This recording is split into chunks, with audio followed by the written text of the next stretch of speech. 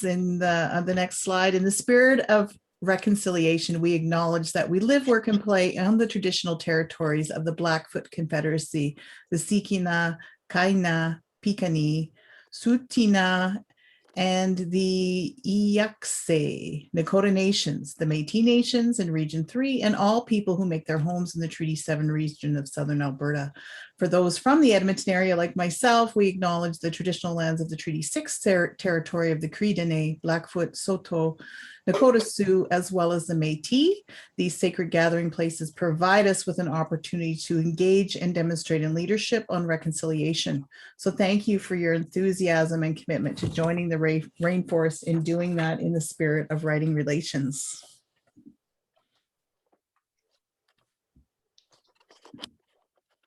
What does it take to realize an idea or for a seed to sprout? At Rainforest Alberta, we know the answer is rooted in trust.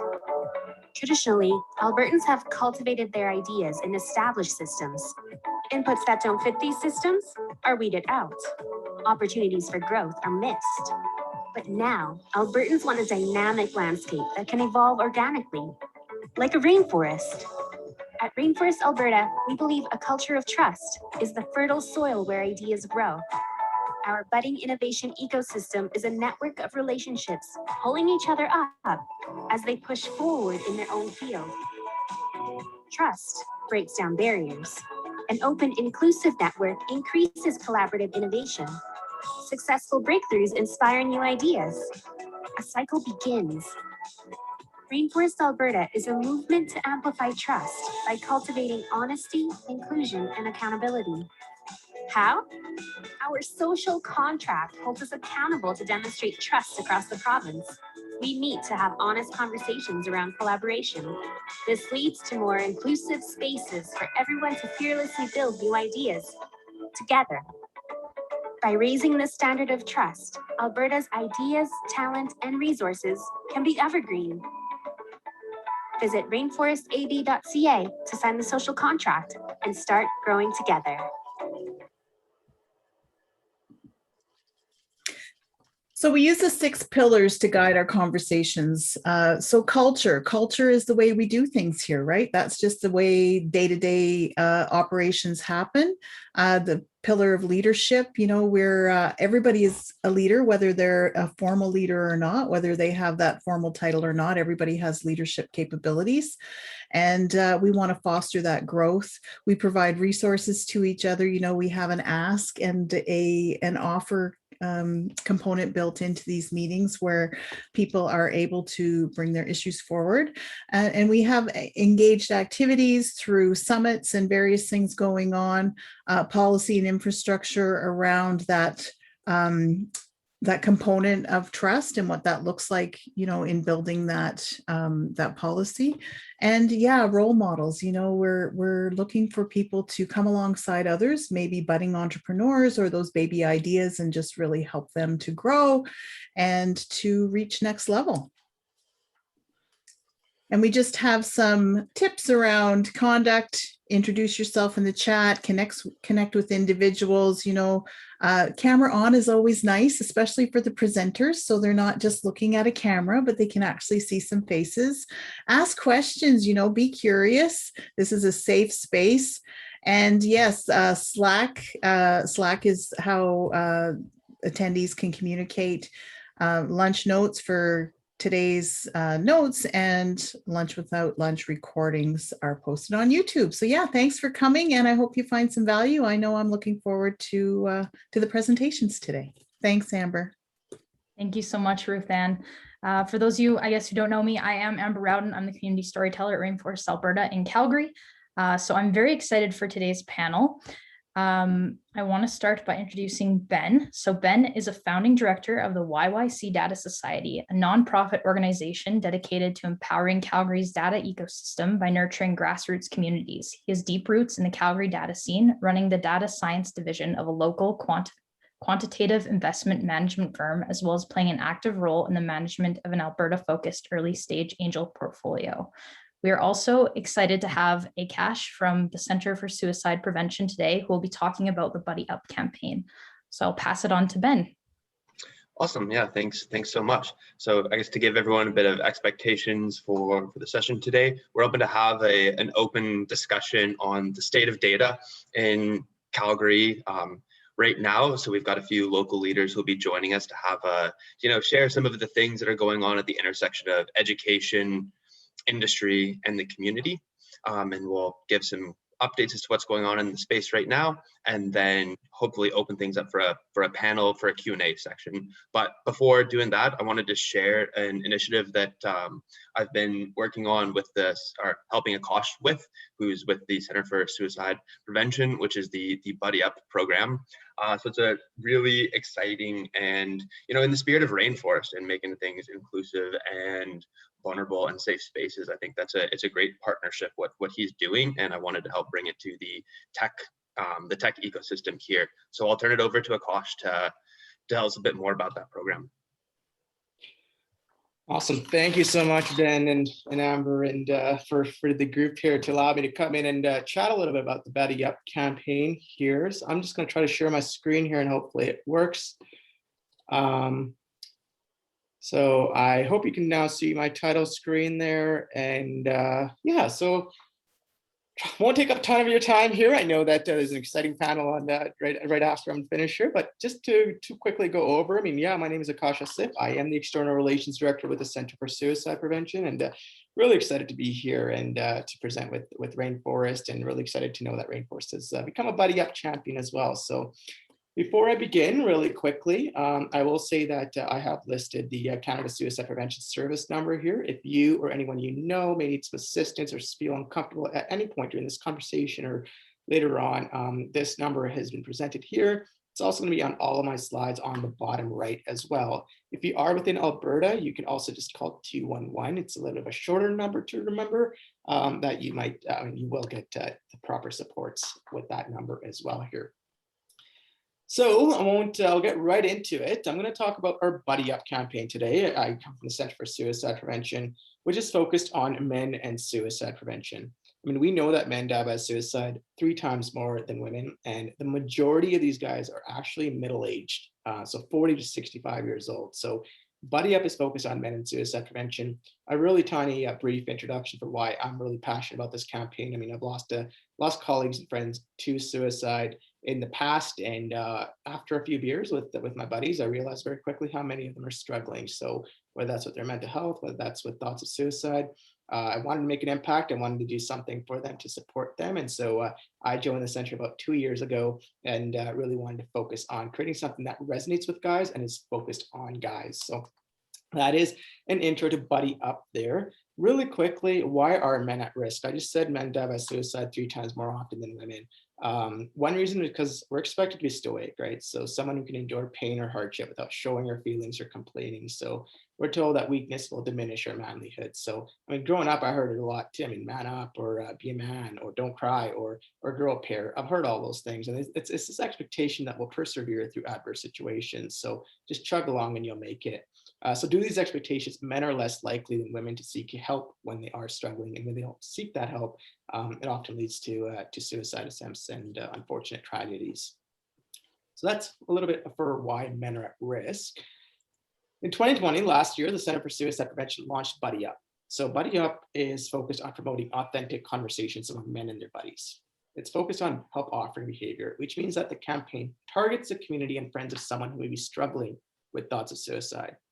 So we know that at any given time, 1 in 20 individuals is struggling with thoughts of suicide. So this campaign is asking the other 19 to pay attention and provide support. It's that help offering behavior rather than asking someone to seek it when they're struggling.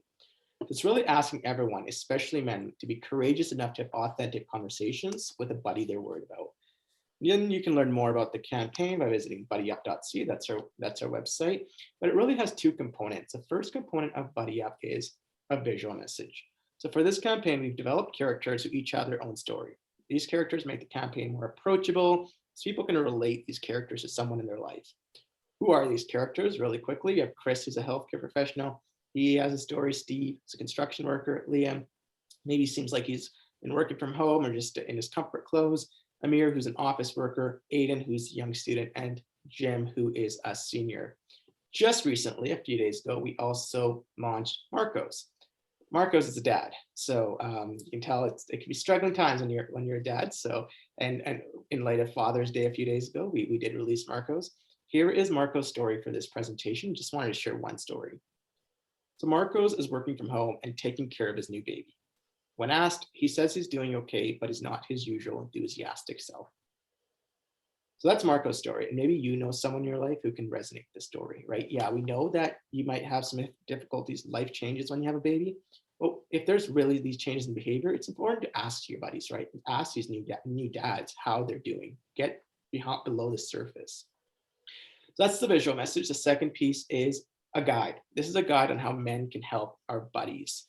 During our conversations, a lot of guys told us that they're willing to help, but they don't know how to. So I'm not going to go into super details here for this presentation here, but the 4 steps are pay attention. So pay attention to changes in behavior, start a conversation, just choose a comfortable setting, whether that's over the phone, whether that's over coffee, start a conversation, let them know what you've noticed, keep that conversation going. If your buddy tells you they're not doing well, don't change the conversation, don't change the topic, keep it going. And lastly, stick to your role. We're friends, we're not counselors. Get them the proper supports and resources. And if someone does have imminent plans to die, call 911 and don't leave them alone. That's the conversation guide. So we have our characters and our guide. What is the campaign? So now I'm going to talk to you about how individuals and our companies and groups like Rainforest can become involved with Buddy Up. The annual Buddy Up campaign month takes place in June. So this is our 2nd annual month currently happening, which coincides well with Men's Health Month and Father's Day. For this month, we ask our champions, individuals or groups, to help us spread awareness. Anyone can be a champion, not just men, because we all have a role to play in suicide prevention. And within 1 year of this campaign, we have over 400 champions from across Canada, lots of them being international as well now. So to become a champion, you can visit the website, absolutely free, buddyyup.ca. So what do I mean when I say how can champions be involved? During June, the Buddy Up campaign will have a communications component and an activity component. So for the communications component this month, we're asking our champions to share via social media, hosting education sessions such as this one, where we raise awareness. Companies can engage in internal messaging, newsletters, intranets, and we'll also send out free print materials that can be shared. So print materials include posters, like the top left, you can see Steve, top middle, you can see the infographic, and top right, you can see a toolkit, which is like a multi-page brochure with a lot more resources. But we're also sending out stickers and car air fresheners. A lot of guys told us, all right, I'm willing to help out my buddy, I'm willing to do this, but it needs to be in an intimate setting. I don't want to make eye contact. So we said, okay, how about a car air freshener? So that's where that idea came in. Your buddy gets into your vehicle, asks you what it's about. It creates that safe space. It creates that openness where you can actually say, yeah, I can talk to this guy because he cares.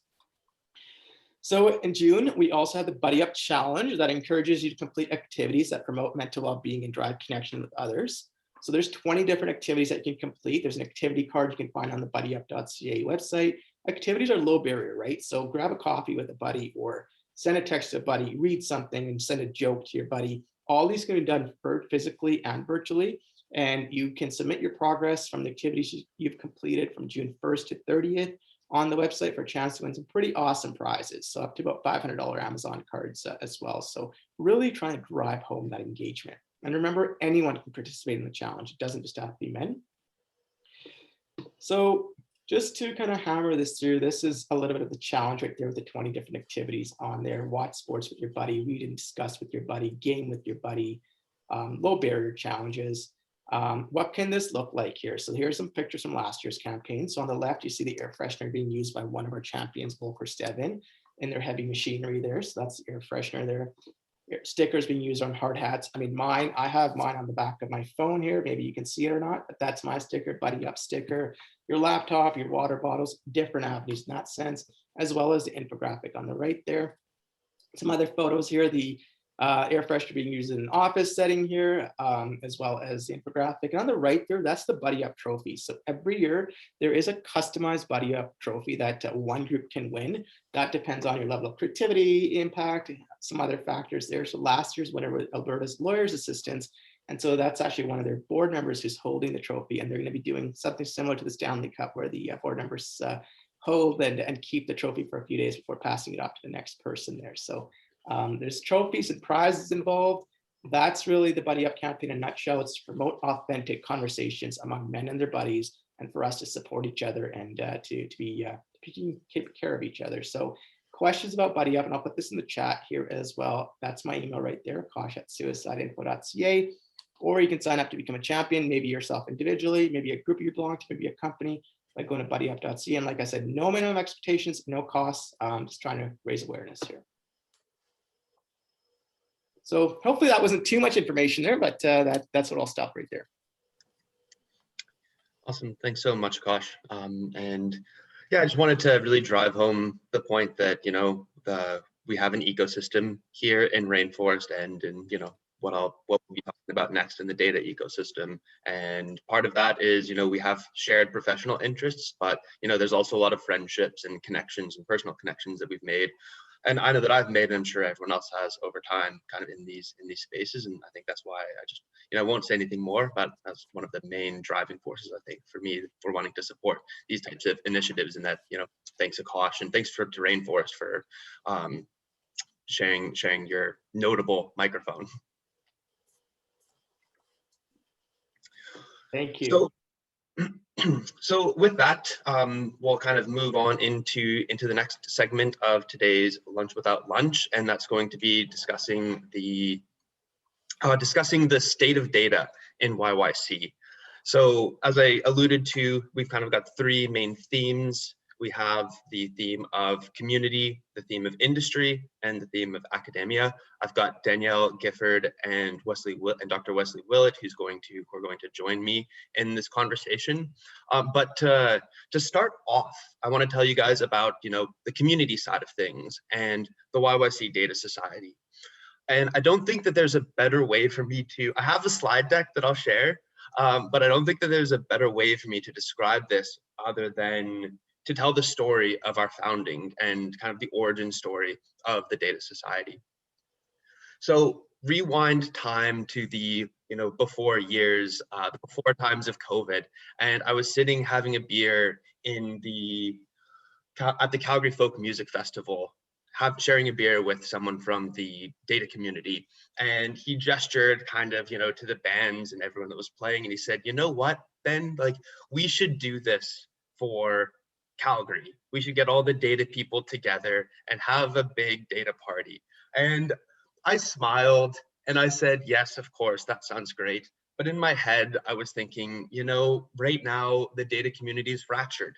We've got different groups that are siloed, great groups, right, with great communities, but they're siloed. They're competing with each other. They're hosting meetups on the same day. They're running similar events, and they're cannibalizing each other.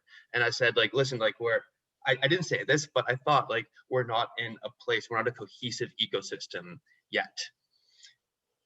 But I put it out of my mind.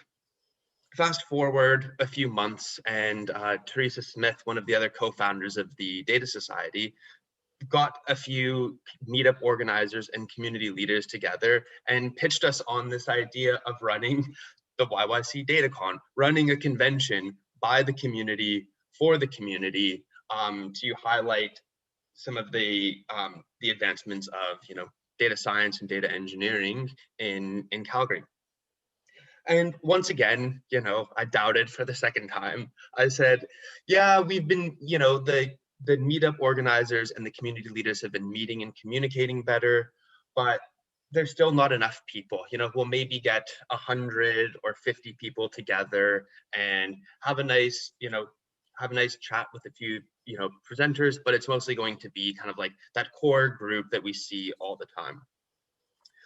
Well, then coronavirus happened, and we, you know, charged ahead with the planning of this open source or this open Calgary data convention. And ultimately, we did run the event, and my expectations of, you know, bringing 50 people together was just completely blown out of the water. We wound up bringing together 500 data science professionals, enthusiasts, leaders, students in the city for a 2-day convention where we had 20+ speakers of people like in Alberta from industry, researchers at the U of C, founders, data scientists, professionals, talking about how they were applying data to kind of drive Calgary forward into the new economy. And out of that resounding success, we saw that maybe the data ecosystem had strengthened, and so we piggybacked on the success of the convention and formed the YYC Data Society to basically elevate and act as advocates for the rest of the community. So I'll share a few slides on, specifically who the YYC Data Society, specifically what the Data Society is, before turning it over to some of the other members of the community to talk about what else is happening. So our mission as the YYC Data Society is really just to empower the Calgary data community. I think that Rainforest offers a wonderful model to follow where, we are trying to build an ecosystem. And so ultimately as a society, who we are is really we're a group of event organizers in Calgary who have come together to form a central entity that's going to support the whole community. So the YYC Data Society, we're not a competing group, we're merely a banner, we're a flag that we can all organize underneath in a hub and spoke type model. So who are the people who are involved in the Data Society? So, ultimately we're trying to elevate data-oriented groups, communities, and meetups, and specifically the people and also the people who organize them. So this is different than a lot of other communities that are focused on the individual. We're actually focused on, being cheerleaders and advocating for other communities and providing them with resources and centralized information. So right now we have I'd say at the current status, we have about 8 communities who kind of sit under the banner of the YYC Data Society. These are groups like Data for Good that uses the skills of the community to solve charitable problems and help. Like they recently ran a data-thon with the Calgary Homeless Foundation. There's Women in Data because, as currently the STEM field and data science specifically is often very very heavily skewed gender-wise, and so they're creating a safe space for women. There's industry groups like Untapped Energy, focusing on the energy industry, and general case studies about how Calgary businesses are applying artificial intelligence to meet their needs. So we've got a whole host of communities for all sorts of interests, and we all come together and collaborate to form something that's better than the sum of their parts.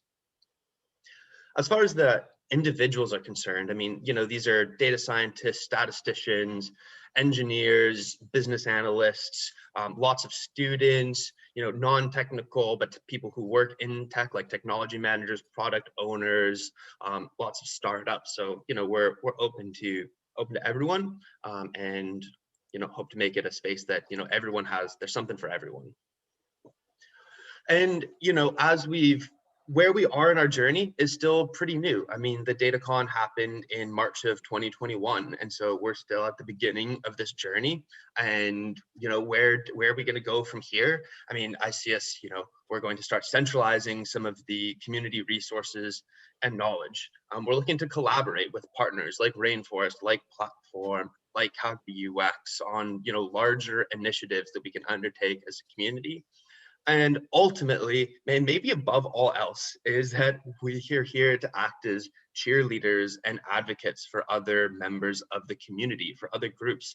And it's kind of in this spirit that we wanted to take this time with Rainforest, not just to tell you about the Data Society and what we've been doing, but also to bring on a couple of other local leaders who can tell you better than I can about what's going on in the space of, industry and academia.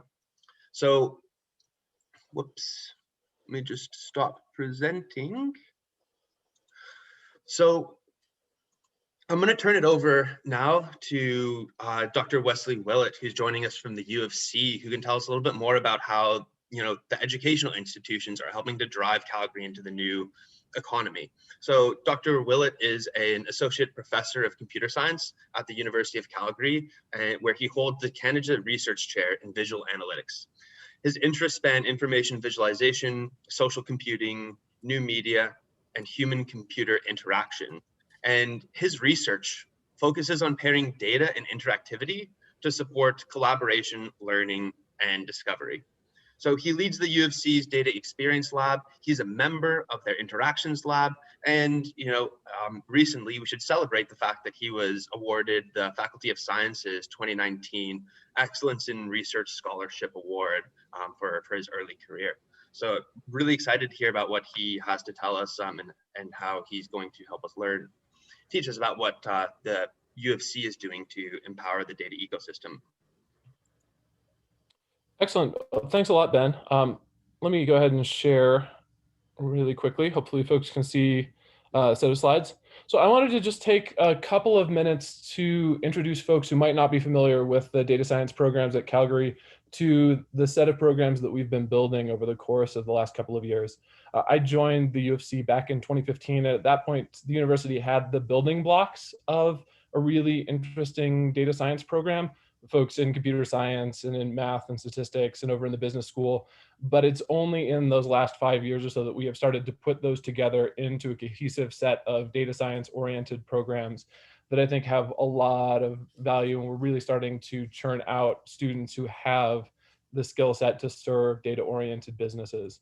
So I wanted to talk really briefly about a couple of these, just to mention the kinds of programs that we've been starting to build. So one of those is our minor program in data science, which is now skilling a whole bunch of undergraduate students across the university and giving them access to data-driven tools and techniques. We've also launched some graduate programs in data science that are now starting to graduate our first Masters of Data Science and Analytics students. And then we also have a really large number of folks at the U of C who are doing research in this space. And I'll highlight just a couple of them and point out a few pieces of interesting research from my research group in particular. So the minor in data science we've been really proud of because it's been a chance to try to create a program that introduces a bunch of these core data science concepts and skills in a way that's accessible to students in a really wide range of different disciplines. So here we're building a pretty short sequence of 7 to 10 courses that are designed to sit alongside majors in essentially any other discipline on campus and give students an opportunity to apply data analysis and data-driven skills back in their home domains.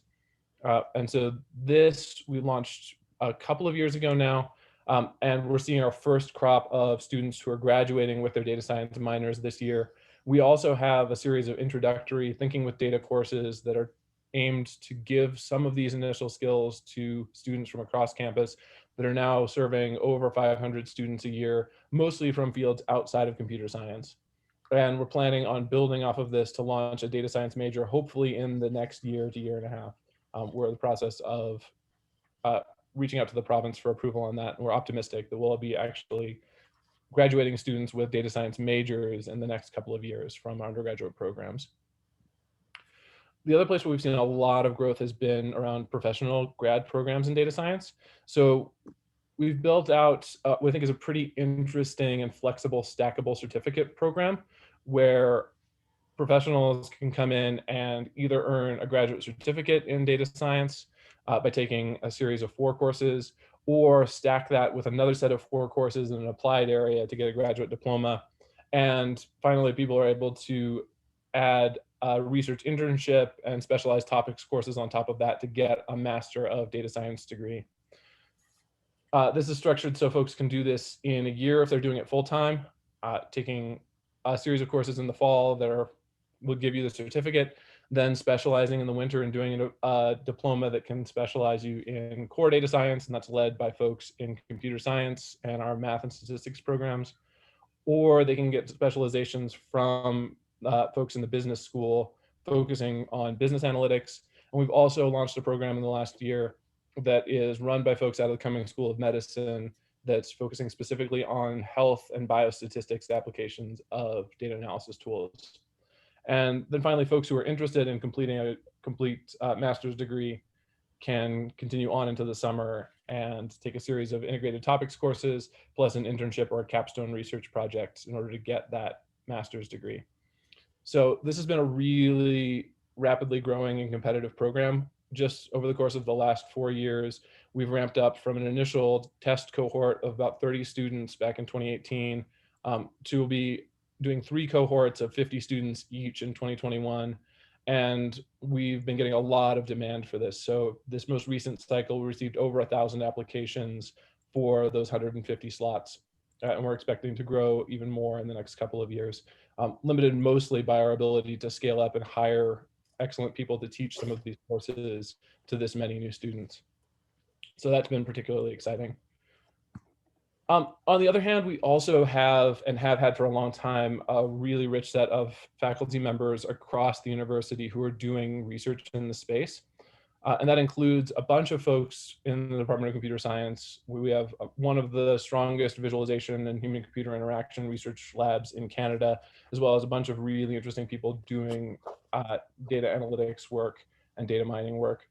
We also have a strong set of folks coming from our math and statistics departments, as well as people in the School of Medicine and the School of Business who are doing applied data science work.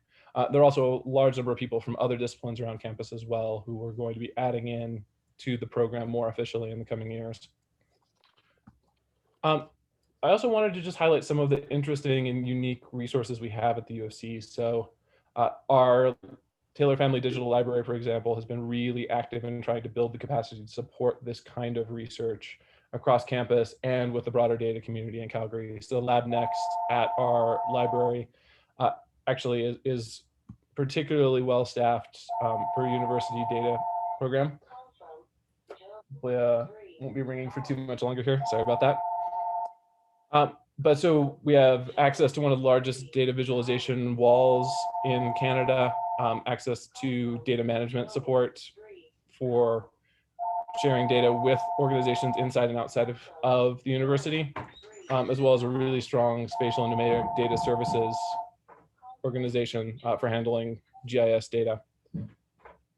And I thought maybe I would just close by showing a couple of the more interesting and future-looking pieces of research from my group and the interactions lab within computer science, which I think point the way towards some of the cool things that we're likely to be doing in the space in the next couple of years. So I run the data experience lab inside the interactions lab, and we're really actively looking at a bunch of interactive data-driven applications that kind of push the boundaries of traditional computing platforms. So thinking about interactive documents that incorporate data visualizations into live documents for analysis purposes, thinking about interactive techniques for increasing the accessibility of maps, and also starting to think about applications of data analysis in immersive, augmented, mixed, and virtual reality. We've also done a number of projects in the last couple of years with folks outside the university, including a particularly big one in the last year or two with the Canada Energy Regulator, where we worked with them to build visualizations of a bunch of their open and public data sets to try to build public awareness of energy regulatory practices in Canada. And finally, we've been looking at a bunch of interesting applications around IoT and data analytics in physical spaces. And then as one maybe last treat, we've also been doing a bunch of design futuring work around data visualizations. In this case, this is a paper that we just had accepted in the last couple of days. It's focusing on using superpowers and superheroes as metaphors for understanding the potential of future data analytics tools. So in conclusion, there's a whole bunch of interesting data science oriented capacities at the university, including our new programs at the undergraduate and graduate levels.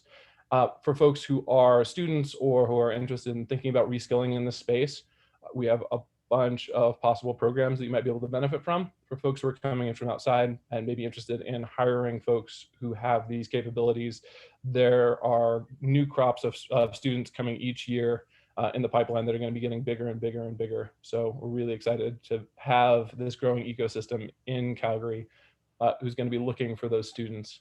And finally, there are a bunch of other opportunities to connect with us, either by attending some of the events that happen at the U of C, contributing data for course projects, This is a nice way to get kind of pro bono analysis on interesting data sets that you might be willing to share. And we also have mechanisms for sponsoring capstone research projects, hosting data science interns, and going even further to pursue partnership grants with any of the faculty who are doing research in the space. So happy to answer any questions about this or talk about any of the other things that we're doing at the U of C a bit later. Awesome. Thank you so much. Thank you so much, Wes.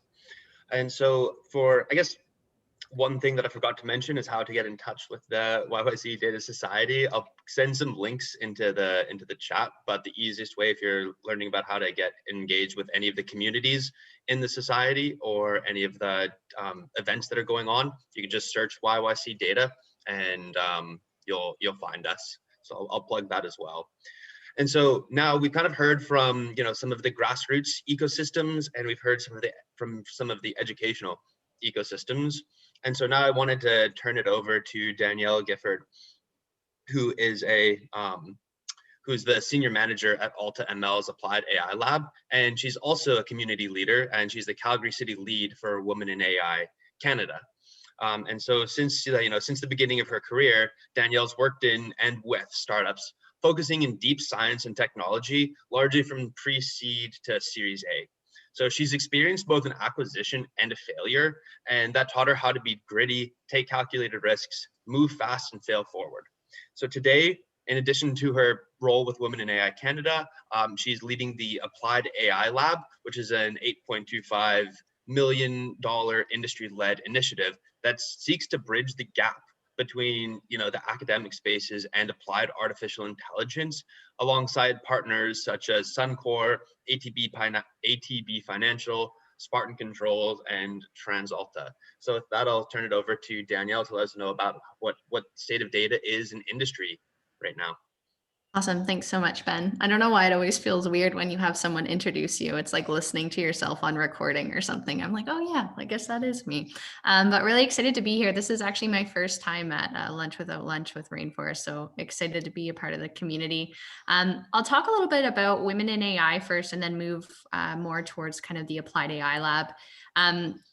As Ben was kind of mentioning, my role has always kind of been in and out of startups. And so when I actually came out to Calgary from Toronto about 3 years ago, I was working at the Creative Destruction Lab. And one common thing I noticed across all of the companies was it was always kind of the bottom line is, what are you doing with your data? And that data is no longer kind of this byproduct. It's kind of the center of, how you're making your decisions and how you're leveraging it to kind of either raise money or kind of get that next customer. And so I noticed at that time that, in terms of artificial intelligence and machine learning, there's a lot of roles and careers on the research side are kind of the more technical side, but then there's also, not really this awareness around other roles where, you're still touching and working in kind of machine learning, but you're maybe not in the technical side. And so that kind of got me on to Women in AI and just kind of focusing on, how do we elevate the conversation around having women in this space, not just from a research perspective, but then also from an applied perspective. And so Women in AI itself is really kind of this nonprofit do tank. So focused on elevating those conversations around inclusivity and having kind of women in different types of fields here. There's 6,000 members across the globe, and I believe that there's 115 countries that actually are working together. And so myself and you guys might be familiar with Brittany Coleman. I know that she is a big player in Edmonton as well. Work really closely to kind of put on some events, just kind of showcasing some of the local talent that we have here in Alberta in terms of some of the work that they've done in AI. And so one of the past panels that we had was focusing on like a peek behind the curtain at careers in applied AI. So we spoke with someone from Deloitte, we spoke with someone from WestJet, we spoke with someone from Rogers, just to get a sense of, how did they get into their career? What did it look like? And where are they now? And what kind of advice they would give? And so Women in AI is kind of event focused, and hopefully once COVID calms down, what is it, July 1st, everything might be open again. I guess we'll see. Yeah, fingers crossed. We're hoping to do a lot more things in person and really just kind of help to kind of build that community along with YYC Data Society. The other part I really wanted to share was just around the Applied AI Lab. And so the original kind of thesis or genesis behind the Applied AI Lab is like, if you look across Alberta, there's incredible talent coming out of, University of Calgary, University of Alberta. I think Wes did a really great job just showcasing, since 2015, where kind of our academia has come from and where they are today. But what we noticed was a lot of these talent, or like a lot of these individuals were leaving. So, the Facebooks, the Amazons might be going to Toronto, might be going to Vancouver. So how do we actually create an opportunity for, talent to be here, to stay here, and then also kind of inject that and create that kind of de-risk talent pipeline for companies that are here in Alberta. And so that was kind of the genesis around the lab. So over the course of 3 years, with Opportunity Calgary Investment Fund, Smart Controls, ATB, Suncor, and I forget, TransAlta. How could I forget that? Because that's Teresa. We're going to have 240 people actually go through this program. And so they're already coming in with like a machine learning foundations or baselines, usually coming in from maybe computer science, engineering, or they're self-taught.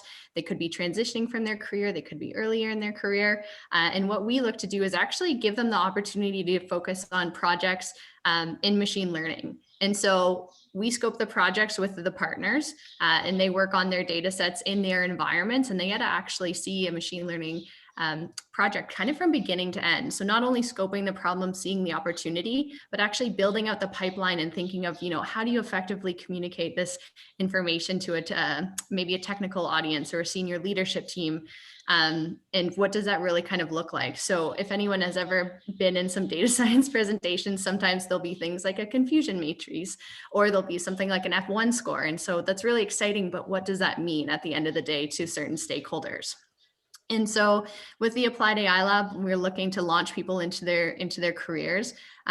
We launched originally in October, and since then we've had about 80 students or 80 associates go through, and within 30 days, 87% of them are finding that position and that full-time role in data science, which is great here in Alberta. What we're seeing is actually the median salary that jobs they're going into is about 75,000. And, over that course of time, they've actually been able to work on 25 different applications in machine learning and artificial intelligence. So really kind of getting that wide breadth of, use cases in finance and energy and operations and renewables, and really kind of getting that hands-on experience. Because sometimes it's a little bit hard. We've all been there when we're trying to find our first job, or we're looking to kind of transition. And what do people want? They want more experience, but then how do you get that experience? And it's a little bit difficult. So yeah, working really hard within the community, not only to, launch them into their careers, but then also build out a hiring partner network. So working with companies like Adabotics, et cetera, just to, if they're looking to hire and they're growing their teams. We've seen the news with Shopify. So Shopify is doubling their engineering team by 2021 engineers in the next year. And so, how do we kind of create these relationships to kind of build that network and build that talent pool? And I was going to create a deck, but I'm sure everyone has seen a lot of decks, so I thought I'd be a little bit more informal and just kind of speak through it. But excited to be here and to talk more about it. And if anyone has any questions, can jump into that a little bit later too. So thank you so much, Ben.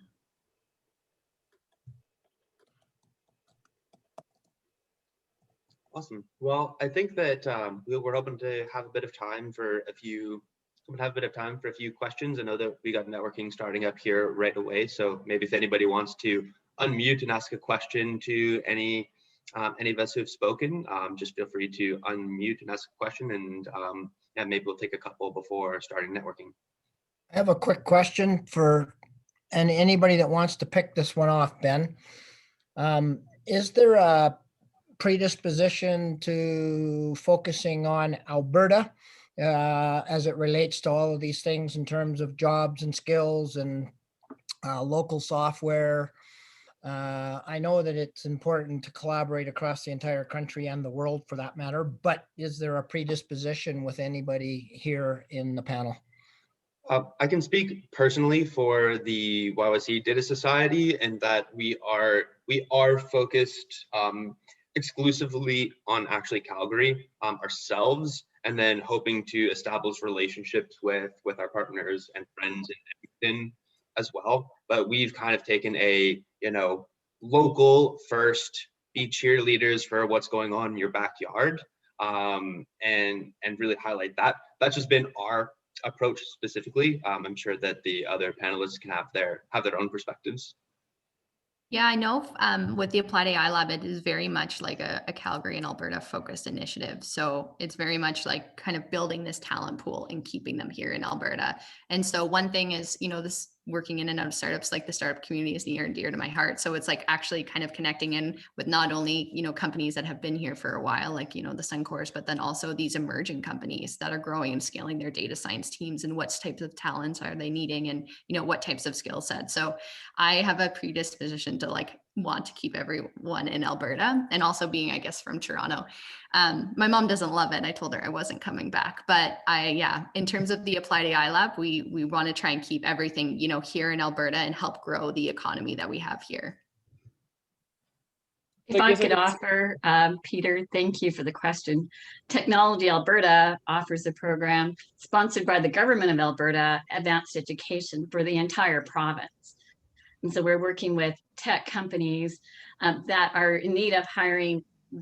Really, you know, they come to Technology Alberta for technical skills, but as well for business skills, because everyone knows that's how we need to grow our tech companies, is with business and arts and other talent in addition to their technical talent. So far, 60% of the companies that have come through the First Jobs program are looking for the software developers that we take from U of C, U of A, Nate, State, and they all work remotely, and they can work in their rural communities. So Lethbridge University and, Lethbridge, Grand Prairie also have student participants that are educated at any Alberta post-secondary, but certainly on the data science side, we see a lot of strength from U of C and U of A, and Nate and State. Thank you. Yeah, I think from a university perspective, I mean, it's our mandate to serve the province, but also the goal is to be a nationally and internationally recognized leader in this space. Practically, when you're doing something like data science, it helps a lot to be able to serve the companies that are in our backyard, right? And so when we think about internships and all these other things like that, it's much, much more straightforward, I think, to serve our immediate audience. And we have this huge and growing community here that's a good fit. Nice, thanks. I have a question. I'm TJ. I'm just actually wondering about, as a startup and kind of looking for a machine learning app, or looking at a machine learning application, I'm wondering about if your programs actually, when students go through training and whatever, if they're using data sets purely for commercial applications and purposes for bigger B2B businesses in partnership with you guys, or is there opening for someone like myself who's just going, hey, I'm really interested and passionate about this idea. Is there a chance for me to kind of step in and work with someone or something like that? So there are a couple of different mechanisms for doing this.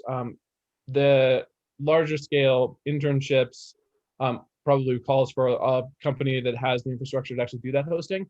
However, collaborating around research projects, either at the undergraduate or the graduate level, is something that can happen at a much smaller scale. Typically, we'll have even individuals with interesting data sets come in and partner with and mentor teams. And so that's certainly possible. The best way to do that is to connect with the folks who are teaching our undergraduate capstone and graduate research courses, and they're working to facilitate those kinds of pairings. And so businesses and individuals, and also in a lot of cases, nonprofits and other sorts of social groups are coming in and doing these kinds of projects at a scale that is just one-on-one. That's awesome. Who should I reach out to? So probably the easiest way to do this is to go through our data science coordinators. So right now that will be Jim Stallard and Usman Aleem, but they'll be changing over in the next week or so to a new set of folks. I can give you contact info for both the new coordinators and the old coordinators. And it's also, all that info is available on our data science website as well. Awesome. Do we have any other questions for Ben or Wesley or Danielle? I don't want to take up the scene here, but I do want to talk about low code, no code tools as it relates to software development and to data and data management and all that sort of stuff. I've been driving at this theme of building a low code, no code Alberta community. And I think that would be a great way to take care of the tech skills gap that we have in terms of being employable as a, you know, a senior programmer or a senior data specialist. I wouldn't mind your thoughts on that.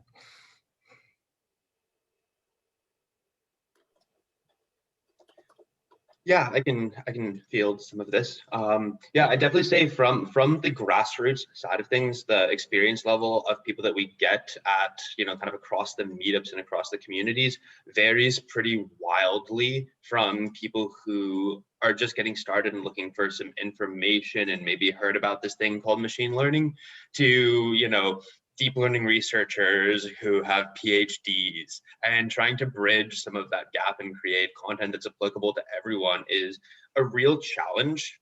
And yeah, like we all know that there's shortage of, you know, like you're saying, there's a shortage of kind of some of the of experienced talent to fill some of the roles and openings that are available in corporations. And so yeah, I'd love to, you know, I'd love to connect about some of those thoughts. And there's a lot of people who are data people aren't necessarily software people, and having like some type of like low code, no code, drag and drop tools where you can still understand the hypotheses, the maths, the general idea, but you don't have to actually, you know, use Python or R to kind of fit those pieces together. Could be a good way for people to enter in. So yeah, I'll ping you offline. Thank you. I guess on the university side, all of our programs are focused on a mix of coding and computing skills, as well as using a bunch of low code and no code software, especially in the early stages. So the first couple of courses in our graduate certificate, for example, have a mix of both. And you also see that in the undergraduate. We actually have some folks at the U of C, including folks in the business school like Mohammed Kayani, who are really focusing on this area specifically and starting to build resources around it. Yeah, and I think too, I know the University of Calgary just launched an initiative with Microsoft and RBC. And so like there's the Azure AI 900 and then the AZ 900. And a lot of those are like low code and no code tools. So like if it's natural language processing, if it's chatbots, if it's computer visualization, but that's more so on like the entry level. And also this is coming from someone that's never coded anything in their life, but I know that there's some options out there. You have a couple of people at U of C, Kwame and Padma, that have built a tool called Braintoy that's a low code, no code Python development environment. It's phenomenal. Sorry for the short breakout rooms. I just want to give a big thank you to Ben, Akash, Wesley, and Danielle for coming today and sharing. It was such a great time. Really enjoyed having you, and very thankful for you coming today for lunch without lunch. I will open the floor for any community announcements. I got two really super quick ones, and I posted them into both Slack, which is our Rainforest Communications channel that everybody can welcome get into, but also in this posting. And it's one's for COST, and COST is a Earth Sciences water filtration system charity that has the most amazing science that you could ever imagine. And there's a 4 o'clock session on June. It's posted in there that you can join us to give some thoughts and insights on how that works. So join us. And then also we're doing a raffle for the Children's Hospice, which is a beautiful program that looks after families and their kids, and they're going through the toughest times of their lives. And you can win yourself a Harley Davidson or $20,000 in cash for a $10 ticket if you're interested.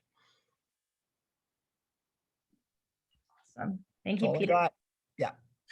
Also, I'm happy to talk a little bit about the Jobs Now program that the province of Alberta is offering, that it subsidizes up to 25% of any new hire in any area in your companies. And if you hire someone with special needs, I think it subsidizes up to 37%.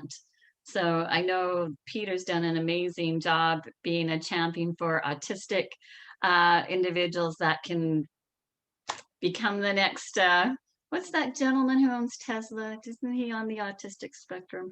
Anyway, many brilliant people, and now great programs that companies can tap into to join the people with the opportunity in their companies. Like people like Elon Musk and Gates and Exactly. Richard Branson, and just to name a few. You could have your next Saturday Night Live host on your payroll. Thank you, Amber, for your amazing job always at co-hosting or making these sessions happen. So, thank you. Thank you, Gail. And thank you so much, everyone, for coming. It is the top of the hour. So yeah, we are done. Feel free to stay. Feel free to go. Thank you again.